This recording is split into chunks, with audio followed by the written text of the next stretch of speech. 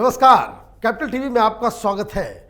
जब से रूस और यूक्रेन के बीच युद्ध शुरू हुआ है, लगातार इस बात का अंदेशा, लोग ये सवाल पूछ रहे हैं कि क्या थर्ड वर्ल्ड वॉर हो सकता है या नहीं हो सकता।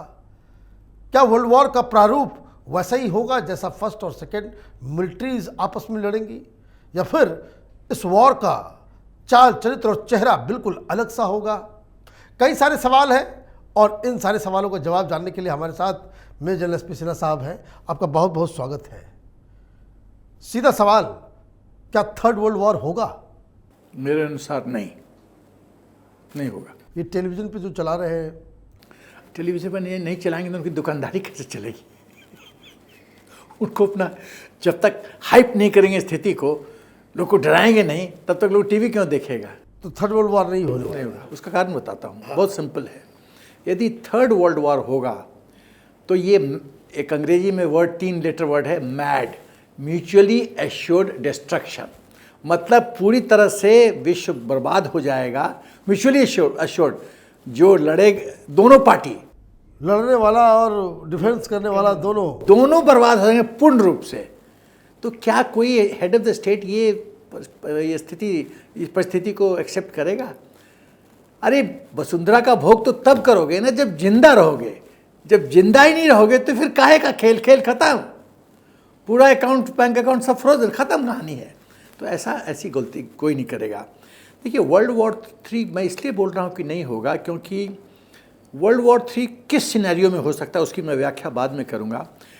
लेकिन मौजूदा हालत में जो फ्लैश पॉइंट्स हैं उस पर भी मैं बाद में आऊँगा। लेकिन जो न्यूक्लियर ऑप्शन दे लेता है कोई देश आज की तारीख में, तो वर्ल्ड वॉर 3 से रोका नहीं जा सकता।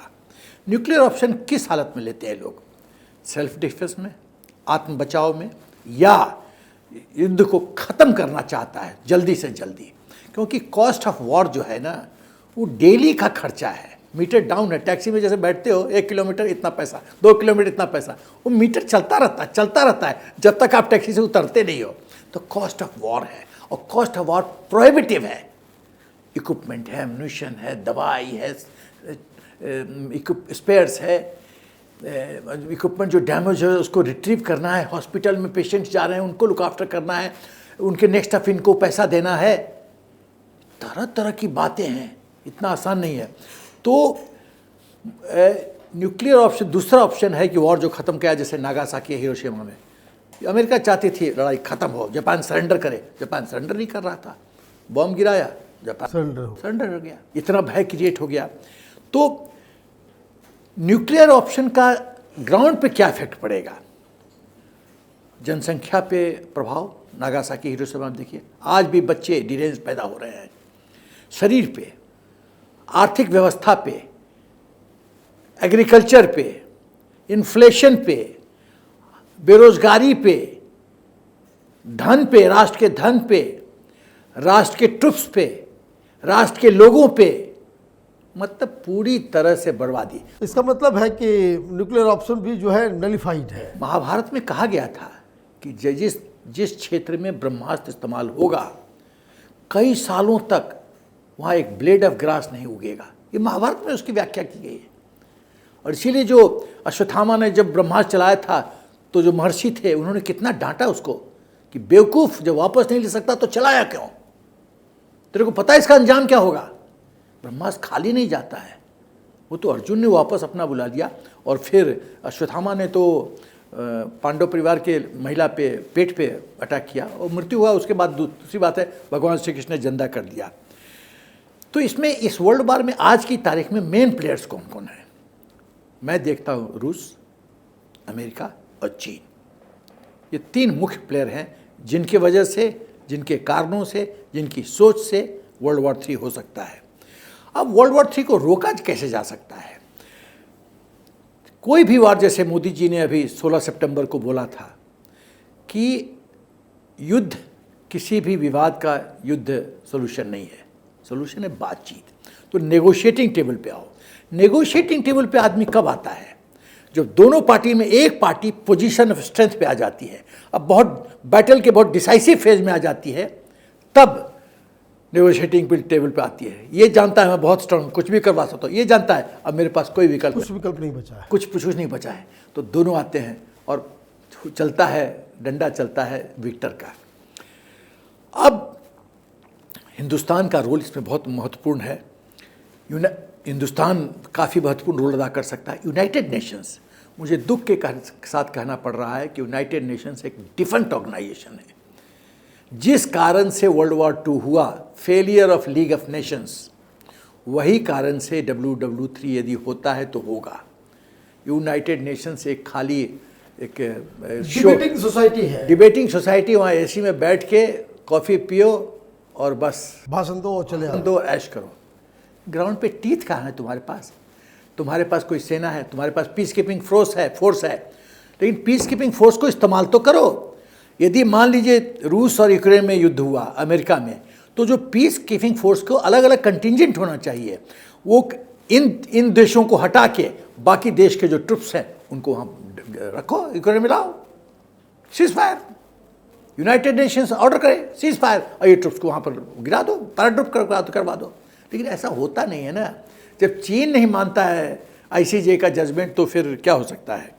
तो effective use of peace keeping force नहीं हो सकता है।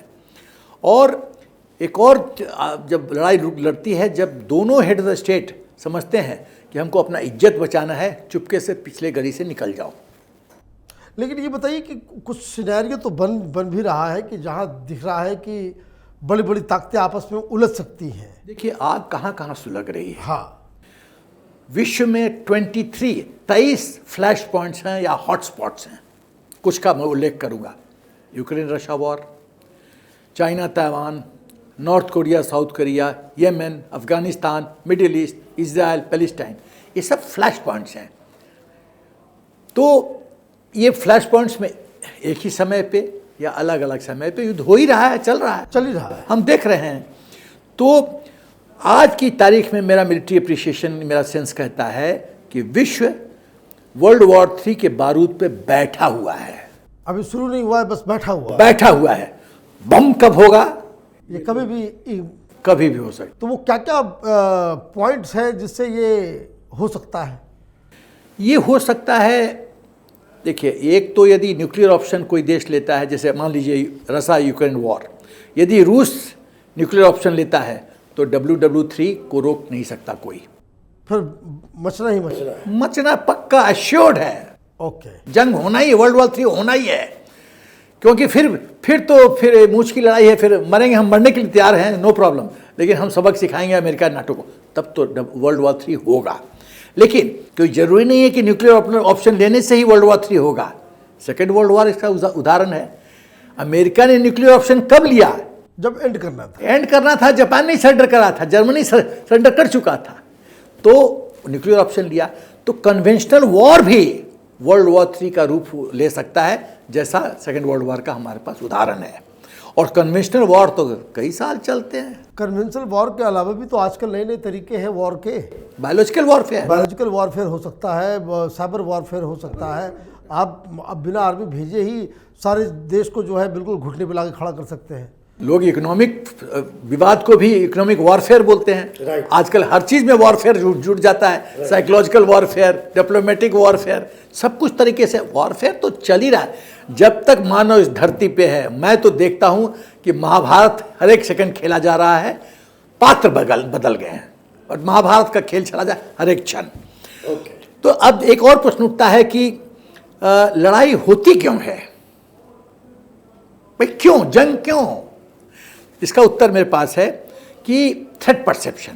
जैसे रूस यूक्रेन की बात करें तो रूस राइटली कहता है कि भाई 1997 के बाद जो भी देश नाटो ज्वाइन किया उसके ट्रुप्स का ईस्टवर्ड एक्सपेंशन नहीं हो सकता है यूक्रेन में टुवर्ड्स रशिया, नहीं हो सकता। क्योंकि एग्रीमेंट आपने संधि साइन किया मेरे साथ, और उस संधि का अमेरिका ने और नाटो ने उल्लंघन किया है। तो रूस कहता है कि आप खतरा मेरे द्वार पे ला रहे हो, आपने मेरे 15 टुकड़े पहले ही किए, आपकी षड्यंत्र है कि खतरा यूक्रेन के माध्यम से मेरे द्वार पे लाओगे, यूक्रेन के नाटो को सदस्य बनाओगे, मेरा हाथ बांध दोगे, क्योंकि हम यदि तब यूक्रेन पर अटैक करते हैं तो आर्टिकल 5 के तहत it be deemed to be attack on NATO. तो पूरे 30 देश नाटो के प्लस यूक्रेन 31 और एक अमेरिका 32 देश वर्सेस रूस हो जाएगा। तो ये तो ठीक नहीं है भाई। और इसलिए इन्होंने जो इसलिए बस कार्रवाई छेड़ दिया, फुलझड़ी छोड़ दिया। तो दूसरा चीज़, आर्थिक दृष्टिकोण से भी लड़ाई होती है। अब इंडो पाकिस्तान वॉर की बात कीजिए, 71 की बात कीजिए, कितने बांग्लादेशी यहाँ आ गए। आपको याद होगा इंदिरा गांधी ने टैक्स लगाया था, लगाया था हम लोग पे। भाई मामला किसी और का, टैक्स हम दे रहे हैं। तो आर्थिक कंपल्शन इंदिरा गांधी पे इतना हो गया कि इंदिरा के पास और कोई ऑप्शन नहीं था बट टू अटैक और लिबरेट बांग्लादेश। बांग्लादेश को लिबरेट करो और इनको वापस भेजो। हालांकि ये सच है कि सब वापस गए नहीं, वो करीब कितने करोड़ यहाँ पे बैठे हुए हैं 71 के बाद भी। सही बात है। और वो हमारी लाइबिलिटी है। टैक्स आप पे करते हो, मैं करता हूँ, और मलाई वो खाते हैं। उसके बाद की perception of super power, super power की सोच है, उनकी क्या सोच है? अमेरिका की सोच है माई वे इज हाईवे, जो मेरी सोच है वही सही सोच है, और उसके अलावा कोई भी है तो वो फिर माई वे, मेरा माई वे हाईवे, बाकी सब गली का वे। तो ये तो नहीं चलेगा वो आज के मौजूदा हाल। उसके बाद military industrial complex, specially America के परिप्रेक्ष्य में उसका रोल, जिस मिलिट्री इंडस्ट्रियल कॉम्प्लेक्स ने जॉन एफ कैनेडी को मार दिया, प्रेसिडेंट ऑफ अमेरिका को मारा, और आज तक बहुत लोग अनुमान लगा रहे हैं किसने मारा, कैसे मारा, लेकिन सत्य तो आया नहीं सामने। लेकिन एलबी जॉनसन का जो डिसीजन हुआ कैनेडी के मरते ही साफ दिखाता है कि किस वजह से उनको रास्ते से कौन कौन लोग इन्वॉल्व थे और कैसे हटाया गया, और एडमिनिस्ट्रेशन का हाथ इसमें कितना था। तो जो MI6 है, बहुत रशिया यूक्रेन वॉर में अमेरिका के मिलिट्री इंडस्ट्रियल कॉम्प्लेक्स का जो प्रॉफिट है वो तो आकाश छू रहा है।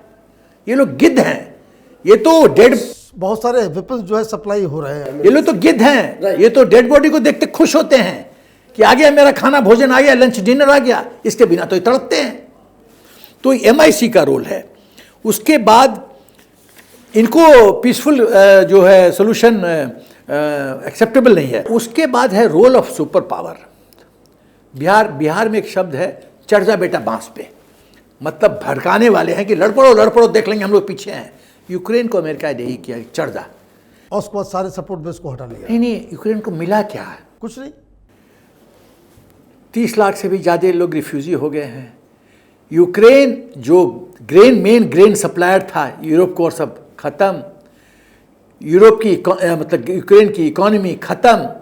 उसको बिल्डअप करने में कितने बिलियन डॉलर्स लगेंगे?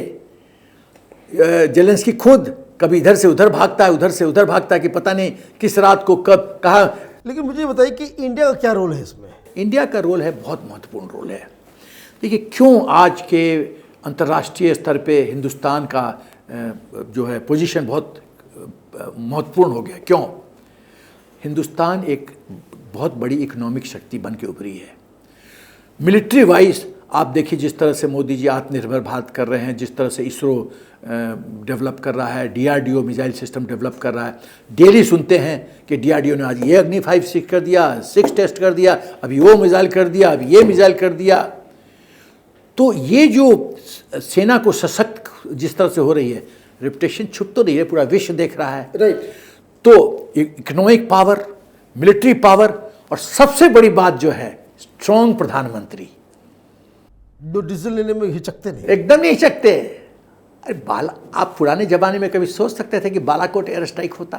कभी सोच सकते हो? इम्पॉसिबल। POK में सर्जिकल स्ट्राइक होता? कभी सोच सकते हो? हुआ। मैं बताता हूं कि मैं सचमुच में, मैं मिलिट्री ऑफिसर हूं, लेकिन यदि मुझे कहा जाता कि बालाकोट एयर स्ट्राइक का प्लान करो, एक्सिक्यूट करने का डिसीजन लो, मैं मना कर दिया। मैं नहीं, मना तो नहीं करता, मैं हिचकिचाता। मैं सोचता कि ओके, मैं पॉलिटिकल अपना लाइफ दाव पे लगाता हूं भारत माता के लिए। यदि ये स्ट्राइक फेल हो जाता तो या 2-3 लोगों की मौत हो गई होती तो अपोजिशन तो मोदी जी को खा जाता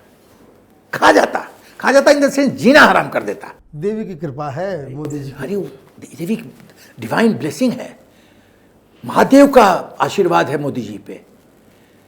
वो जिस तरह से गैम्बल करते हैं, गैम्बल नहीं मतलब कैलकुलेटेड रिस्क लेते हैं, मिलिट्री शब्द में उसको कैलकुलेटेड रिस्क, वो सफल हो जाते हैं। अगला तो फेल करेगा, नोटबंदी उसका उदाहरण है, अगला तो बर्बाद हो जाएगा।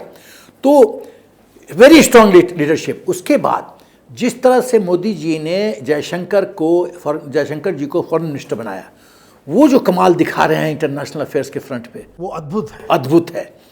और सबसे बड़ी बात है कि अंतर्राष्ट्रीय स्तर पे मोदी जी सभी विश्व के लीडर्स का विश्वास उनको हासिल है। सभी जानते हैं, जैसे एक बिहार में एक थे, बड़े खैनी खा के वो परीक्षा देते थे, वो लोग कहते थे कोई कितनों लिखी है, फर्स्ट है या गोरखनाथ। ऐसे खैनी खा के एग्जाम लगे, क्या कर रहे हो, कोई कितनों लिखे हैं, फर्स्ट है या गोरखे। तो कोई कितना भी उछल ले, सॉल्यूशन ढूंढेंगे मोदी जी ही, ये विश्व जानता है। और इसीलिए हिंदुस्तान एक बहुत अहम रोल अदा कर सकता। और इसी परिप्रेक्ष्य में जयशंकर जी गए हैं 8 को, मतलब कल मीटिंग किए हैं, और वो रशिया यूक्रेन वॉर पे जरूर चर्चा हुई होगी।